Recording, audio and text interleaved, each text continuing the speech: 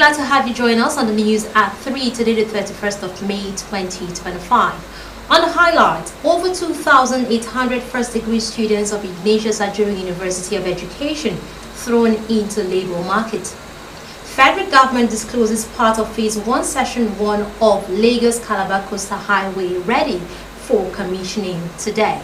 Plus, Paris Saint-Germain Inter Milan lock horns in Champions League finals tonight. Good afternoon, I am Bilejit Yara. Do you love and care about Rstv State a peace? Let's build and take her to greater heights. But this is a task we must accomplish. Now the details of our report. Emoha local government area would no longer be a flashpoint for insecurity and criminality. The sole administrator of Emoha Local Government Council, Franklin Ajionwo, made remarks at a stakeholder security meeting in Emoha. Nnamdi Olimini reports. The sole administrator explained that the essence of the meeting with the traditional rulers and members of Community Development Committee of various communities was to understand their security challenges and find solutions to them. He advised them not to protect criminals operating in their communities, but cooperate with security agents by providing useful information that will lead to their arrest. According to him, the council will not fold its arms and watch criminal elements overrun and take over the leadership of any community, noting that the cooperation of the communities is required to achieve these objectives. The earlier you give us necessary and good information, the better for your community and for the local government area. Because there is no community, there is no society that can develop where you have some levels of insecurity. But even where government comes to establish any project in your community, in most communities, you see that the same boys from your communities will go and vandalize them. The reason is because they don't know the need, they don't have need, they don't have the usefulness, they don't know why those things are there. They prefer living in the bush than outside. Comrade Ajingo further stated that besides security issues, the meeting also provided opportunity to know the needs of the various communities in terms of projects. He said he will not sit in his office and allocate projects to communities, but will ensure that such project is exactly what the people of the community desire. According to him, the council will soon embark on projects that would be completed within the short time, assuring that he would make judicious use of available resources to make life meaningful for the people of Emoha. We don't feel it is good to sit down in the office and begin to allocate projects. We need to apply what we call felt needs of the people. We needed to talk with them, know what projects they actually need that will make money to them. And apart from security and other things we discussed, we also try to know the projects that will be meaningful to the various communities we've collected there. Nnamdi Olimini, Rstv News.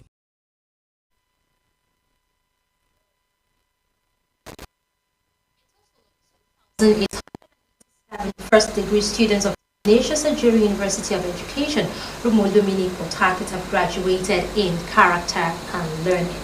Acting Vice-Chancellor of the institution, Professor Kichiko Nuchku, charged them to be good ambassadors of the university and for the third convocation. Gaspar Nene reported that Effiong Pius emerged the best graduating student of the institution and was rewarded with a sum of 1 million naira. This report. Presenting the students as graduates of the institution, Professor Onuchukwu charged them to be more committed to better their lots, the society, and their alma mater, and should use their individual and collective contacts to project the institution at all times. The University Don advised the graduates to join the alumni of their institution anywhere they find themselves and should always make the institution proud rather than associating with people that mean nothing to them, and become good ambassadors of the school. Professor Onuchukwu announced that the first-class graduates are only 4. Second-class upper division is 403. Second-class lower division is 2,030, and third class is 450. We have a total of 2,887, graduating, and we had 4 of them are at first-class category, 403 at 2-1 category, and the majority of them are in the 2-2 category. We had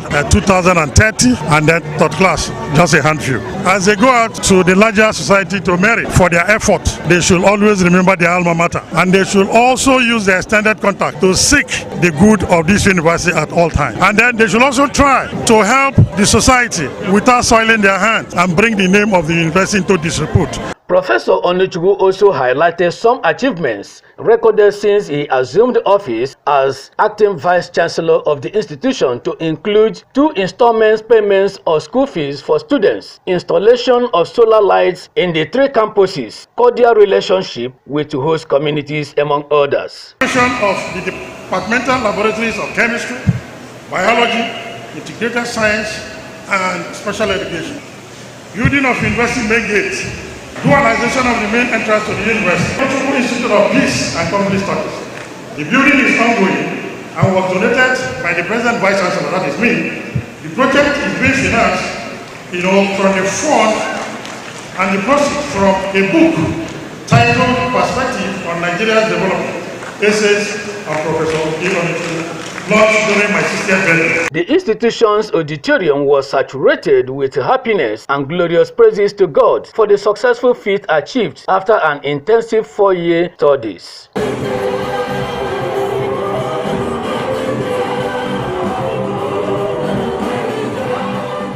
Best graduating student Effiong Pius and others expressed joy. It wasn't by my effort I got the 1 million. So obviously, I will first give my tithe. Then secondly, try to further my education to the master's level, save up and see I can continue my program, because this is just the beginning and not the end of my academic pursuit. My parents should be expecting me, to come out and explore more. Having been trained as a management student. But it's not an easy journey. Starting from year 1 till now, though some left on the way. God's Power Anele, Rstv News. The need for development of more environmentally and rural-friendly food and nutrition systems for both food and no-food users has been advocated. A professor of food science and technology at the Rstv University, Joy Ejiofor, made a recommendation while presenting the 112th inaugural lecture of the institution. Nnamdi Olimide reports that the inaugural lecturer spoke on the topic Food Security in Nigeria, Processing and Value-Added Solutions. His report. Professor A.K. Ejiofor also recommended the establishment of food processing and value addition hub in Rivers State and the region to reduce post-harvest food losses. She expressed the need to participate more and get involved in agricultural transformation programs with other research agencies in order to strengthen food and livestock production that has economic potential for the school and beyond. According to her, food processing and value addition using current technological solutions can help further reduce post-harvest losses by about 20 to 40% in cereals, grains, legumes, oilseed, fruits, vegetable roots and tubers, and improve the quality of food supply, in addition to removing toxins, preserving food, simplifying marketing and distribution duties, improving food consistency, and most importantly, increasing economic returns. The inaugural lecturer further recommended that the business environment of food export should be made conducive by the government, industry, universities, and research institutes. The truth is that there is hunger in the land, and it is a global one. And the only way we can come out of it is to ensure that we are food secure. And food security requires us to go back to the farm. The oil wells are drying out. It is important that we harness the white gold, and the white gold is agriculture. Now when we do that, we'll be able to add value and improve on what we have, and we'll be food secure. The Vice Chancellor of Rivers State University, Professor Isaac Zeb Obipi, described inaugural lecture as an academic tradition of the university where scholars share their wealth of experience and proffer solutions to societal problems. He commended Professor A.K. Ejiofor for his incisive and far-reaching recommendations and assured that inaugural lecture presentation would continue to be a regular exercise of the institution. is a necessity for the survival of any living thing, including man. Hence, man is food. Food is needed for psychological, social, and security function. There is, however, shortage and lack of food, and these have led to starvation, malnutrition, stunted growth, etc., indicating of insecurity. So my take-home from our lecture is that Faculty of Agriculture will henceforth make sure that they fund most of their researches and most of the requirements in their offices, because we now have something not just for teaching and learning, but something that feeds for commercial purposes. Presentation of the lecture booklet to the Vice Chancellor and the decoration of the inaugural lecturer added color to the event. Nnamdi Olimini, Rstv News.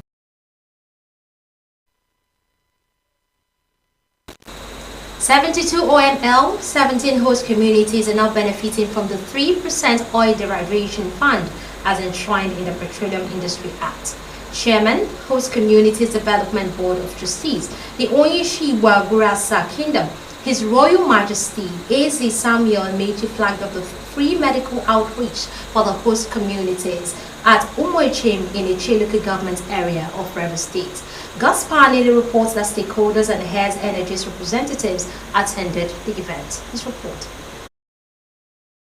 Declaring the free medical outreach open, Eze Amechi explained that OML 17 was a facility of Shell sold to Health Energies covering Eche, Ikwere, Oyibo, and Obiakpo local government areas of Rivers State. Chairman, OML 17 Board of Trustees revealed that the free medical outreach is one of their key projects aimed at providing the host communities healthy living, requisite trainings for the teaming unemployed youth on various oil-related skills to become employers of labor and self-reliant, entrepreneurship, and infrastructural developments, among others. According to him, Umechem is the second community in the country where crude oil was discovered, and his crude is sulfur-free that produces the best oil in the world, called Bonelite. Eze Amechi pronounced that the medical outreach is built for 3 days at 15 centers among the benefiting local government areas, adding that the people must be ready to enjoy the dividends of the other projects, emphasizing that professionals were carefully selected to offer services on free surgeries in the eye, ear, on expectant mothers, other medical examinations, cleaning of teeth, presentation of free eyeglasses and drugs, among others. He promised that the Board of Trustees will continue to partner Health Energies and NNPC to achieve desired results, while advising youth to embrace peace and support the new trend. Hence the approval of the 3% oil derivation fund for the people by the federal government. This outreach is free, and we are going to do it in 15 centers out of the 72 communities that make up OML 17. So if you are not seen here after 3 days, you have the right to go to another center. The HCDT and Health Energy, we have agreed to do sustainable projects. We are going to do a lot of training, oil and gas, seafarers, and other things. We are going to develop our agricultural products. Medical experts and stakeholders interviewed rendered their voices, ensuring that the 3% operational cost of the annual operations of Health Energy, which is being put aside for the socio-economic development of these 72 communities, is going to be judiciously utilized. We'll do a lot of laboratory investigations for them, their blood pressure, blood sugar, and we are also going to do eye care. We are also going to be doing general surgeries. We are encouraging people around these communities to turn out in their numbers to come and benefit from this outreach. The beneficiaries were not left out, as they appreciated the organizers of the program. There will be testing of the eye, there will be operations, there will be dentist care, there will be fibroid operation, name them. It's totally free. I'm a beneficiary. They have tested my BP. I thank the organizers of this program for their free medication, free treatment. I say, may the Lord Almighty bless them in Jesus' name. God's power Anele, Rstv News. The people of Egi and Obaigwe Mandone local government area of Rivers State have resolved to invest a development fund into a fund management company. The resolution came after a meeting of Egi People's Assembly at Obitefi Civic Center, where an investment option advocacy group led by Dr. Vincent Nnadi made presentations. Nduaji reports that Egi traditional institutions, women groups, youth groups, and other stakeholders were present. His report. Addressing the people at the meeting, President General, Egi People's Assembly, Dr. Ugochukwu Orikoha, identified the investment option as a better idea that could grow the economic fortunes of Egi and endorsed it. He said rather than the fund idling away in the bank with attendant charges, it is better invested with a fund manager where it will yield accruable interest for the development of Egi, and thanked the investment option advocacy group for putting together the idea. At least the Congress have approved and resolved that the fund managers should manage the fund. If this investment happens, my children will benefit, which is the joy. History will not also forget me because I fought the battle. Convener, Investment Option Advocacy Group and the Ochumarere One of Oberland, Dr. Vincent Nnadi, had given a background of the Egi Development Fund, which emanated from the Egi Total Energy Special Agreement of 2014 in respect of various environmental pollution, particularly the gas eruption in Egita in June 2012. He lauded the leadership of Egi People's Assembly and some major stakeholders for ensuring that the lingering disputes surrounding the fund were resolved, paving the way for a vision to invest it into an interest-yielding venture. But because of the status of Egi, Egi is an enlightened community and they're able to reason along with good reasons of what we are talking about. So I'm quite delighted that this has happened today. In their detailed technical presentations, Dr. Robinson Elechi described investment fund as one which brings hope, unity, and progress to our people, pointing out that the only thing binding Egi together is the development fund, while Associate Professor Aburga described managed fund as an investment strategy where a competent professional funds manager manages the fund to the interest of the investor. Participants expressed optimism that the idea of investment will stimulate more economic growth and foster better living standard among Egi people. The EPA, oil and gas, all Egi institutions, including the members of Egi people, are all here, stating that yes, that we have all unanimous agreed that this Egi eruption money should be invested for profit emerging.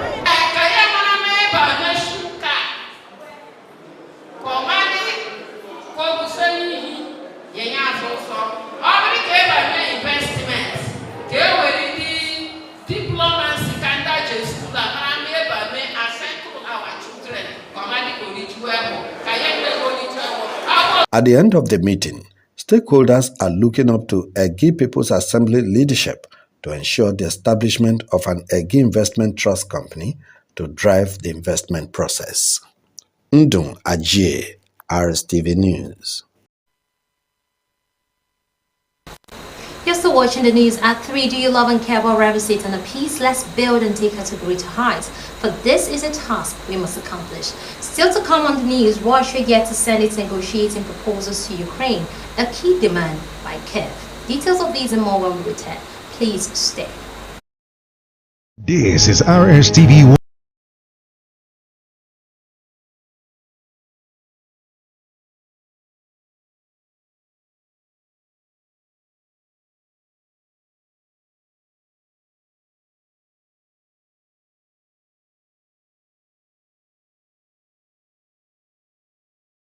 Channel 22.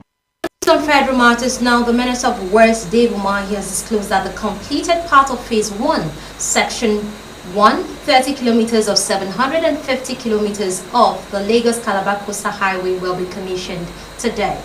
According to the Minister's Special Advisor on Media, Uchenna Oji, the ceremony will take place at Kilometer 8 of the project, Jakonde Estate area in Lagos State on Saturday, May 31st, 2025. The minister disclosed that President Tinubu is also expected to virtually commission other completed Renewed Hope signature projects within southern Nigeria.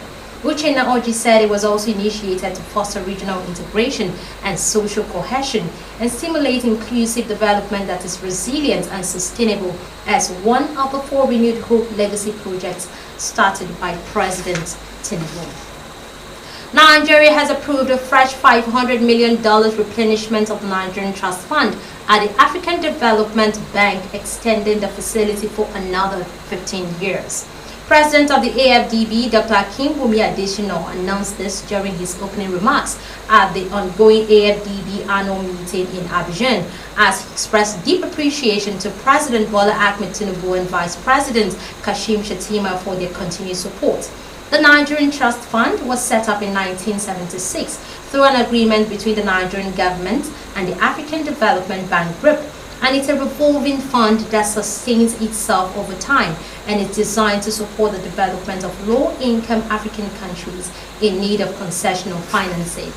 According to reports, the fund can be used in a number of ways, either to co-finance projects alongside the African Development Bank and the African Development Fund, or to finance projects independently. It supports both public and private sector initiatives and can also be used to top up funding for ongoing bank group-backed projects. The Minister of Foreign Affairs, Ambassador Yusuf Toga, has expressed optimism that the 3 Sahel countries, Mali, Burkina Faso and Niger, which recently withdrew from ECOWAS, will soon return to the bloc. The minister gave the assurance when he received the ECOWAS Parliament Speaker, Amenu Towu Ibrahima, who led a delegation from the Parliament on a courtesy visit to him in Abuja. According to the report, the visit was part of the Parliament's effort to strengthen intergovernmental relations and democratic governance ahead of its 25th anniversary later in November. And 3 countries have exited ECOWAS. Nigeria and other member countries will continue relating with them as neighbors and work together in certain areas for mutual benefits. The minister urged the media to de-emphasize the issues of their unfortunate exit and instead focus attention on the sub-region's economic development. Also admonished the media and other West African stakeholders to highlight the prevailing positive developmental projects in the remaining 12 member states. He described the ECOWAS Parliament as an embodiment of the representation of the citizens of member states with demonstrated commitment towards constitutional and democratic governance. On the foreign scene, Russia is yet to send its negotiating proposals to Ukraine, a key demand by Kyiv. Kremlin spokesman Dmitry Peskov said Moscow's condition for a ceasefire will be discussed in Turkey. But Volodymyr Zelensky accused Moscow of doing everything it can to ensure the next possible meeting is fruitless. The first round of talks 2 weeks ago in Istanbul brought no breakthrough but achieved a prisoner of war swap, and Russian President Vladimir Putin launched a full-scale invasion of Ukraine in February 2022. Russia currently controls about 20% of Ukraine's territory, including the southern Crimean Peninsula, Moscow annexed in 2014. In entertainment, Nigeria will host the inaugural African Music Business Roundtable from June 3 and 5, a landmark event that promises to revolutionize the continent's music sector. The roundtable will bring together key stakeholders, policymakers, academics, and innovators to discuss the future of African music. The event will serve as a vital forum for in-depth discussions on the key factors shaping the future of African music, including data, policy, securitization, and copyright infrastructure. As the music industry in Africa gains unparalleled global visibility, this event aims to capitalize on this momentum to create sustainable systems that promote growth, transparency, and investment. Top executives from record labels, rights organizations, government agencies, insight firms, universities, and investment firms are expected to attend, joined by independent creators and innovators driving the industry forward.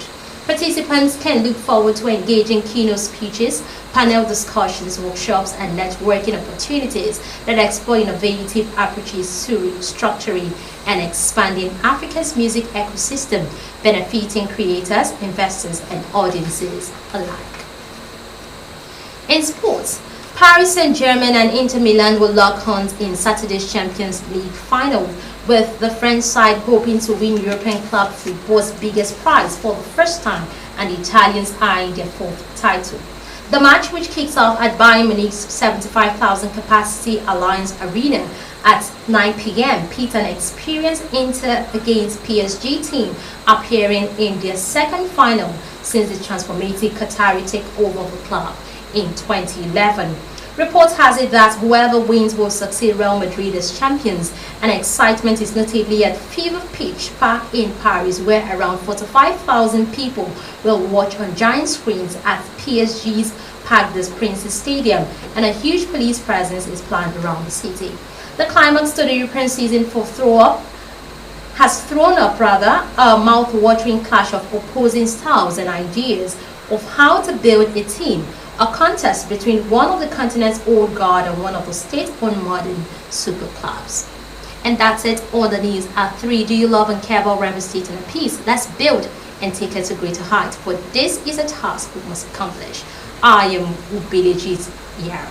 Thanks for watching.